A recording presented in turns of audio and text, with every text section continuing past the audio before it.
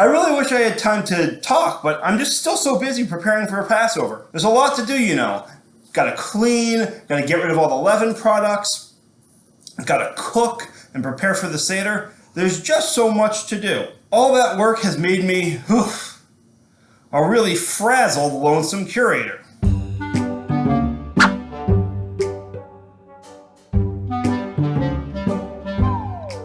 Hello, my name is Jesse Abelman, and I'm Curator of Hebraic and Judaic at Museum of the Bible. By the time you see this video, I will have already held my first Passover Seder for the year. The purpose of the Passover Seder is to retell the story of the Exodus. Unfortunately, with social distancing this year, I can't have anybody at my table for a second Seder. So I thought I would invite my friend Samuel from the museum to tell you the story.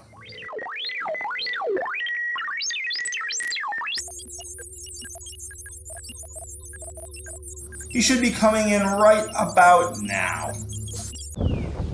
Hi, I'm Samuel of Nazareth. One of the stories that we tell every year, in this time of year, is the story of Passover. And just like right now, there were plagues on the land during the Passover. And so I'm going to tell you a story of the 10 plagues. And when I do hand motions, I want you to do them with me. And you also have another part to play. I need your help to tell the story.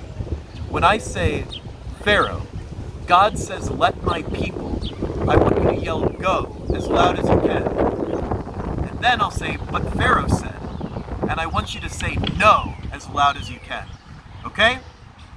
You're welcome, Mom and Dad. Now, a long time ago, our people were slaves in Egypt. Do you know what it means to be a slave? Yes, a slave means to belong to someone else, like property. And you have to do whatever that other person says. And so, what do you think we did about that? We cried out to God. We prayed to God, and He sent one of our greatest prophets, Moses, and his brother Aaron, to come and deliver us. And so Moses and Aaron, they went to Pharaoh multiple times, and they said, Pharaoh, God says, let my people. But Pharaoh said. So eventually, God grew tired of this, and He decided to send plagues on the land of Egypt. The first plague was turning all of the water into blood. And so do this with me, like you're wading out into the water.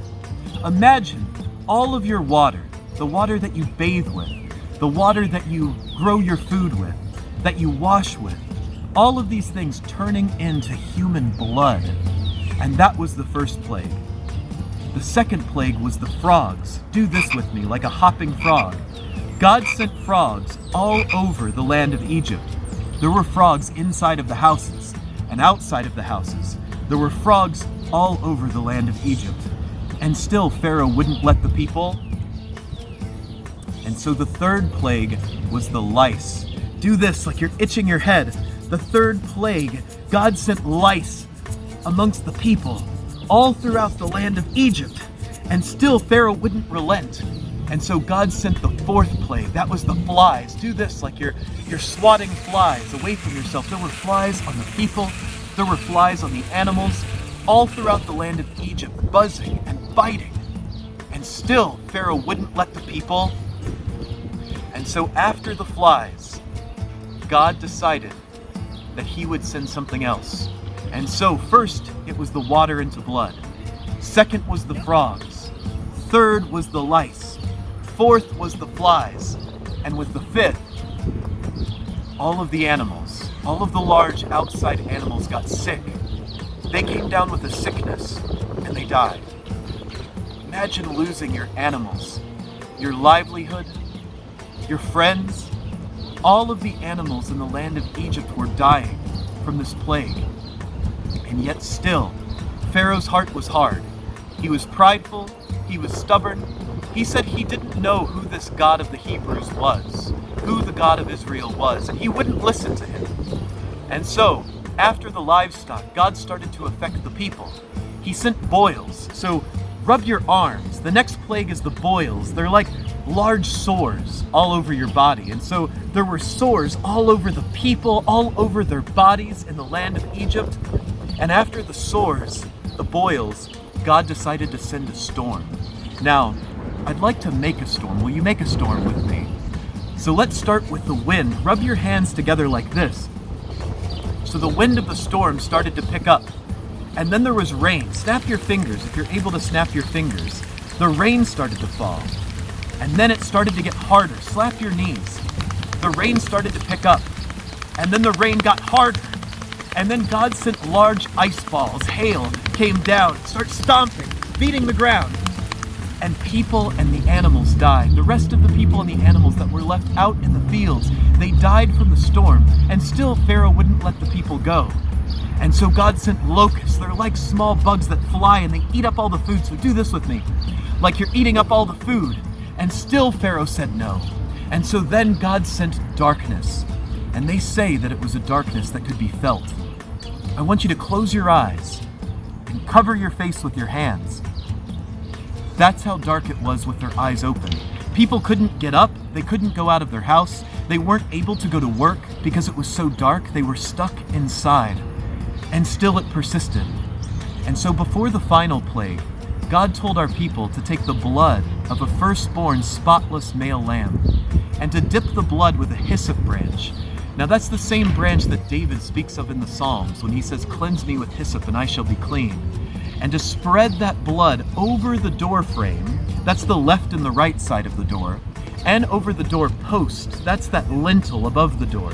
So I want you to dip your branch with me, dip the branch into the blood, and run it up the door frame, and across the door post, and down the other side. And he said if we did that our firstborn animals and our firstborn children would be protected from the final plague, and that was the plague of death. And that night, as we huddled inside of our homes together, God's destroying angel passed over the land of Egypt, and he struck down the firstborn of the animals and the firstborn of the children, and they say there wasn't one house without a dead person or animal inside. And so all of Egypt was crying and mourning and wailing, and finally, Pharaoh let the people go. But even then, he pursued us all the way to the Red Sea. And God told Moses to raise his staff, raise your staff with me, and he parted the waters of the Red Sea and led our people through on dry ground. And so every year we tell the story of the Passover to remember who God is and what he did for us. Every year we pass it on from generation to generation to form an unbroken chain of God's people through the ages. So I hope you'll take this story and that you'll tell it and that you'll pass on the chain. And I hope to see you again.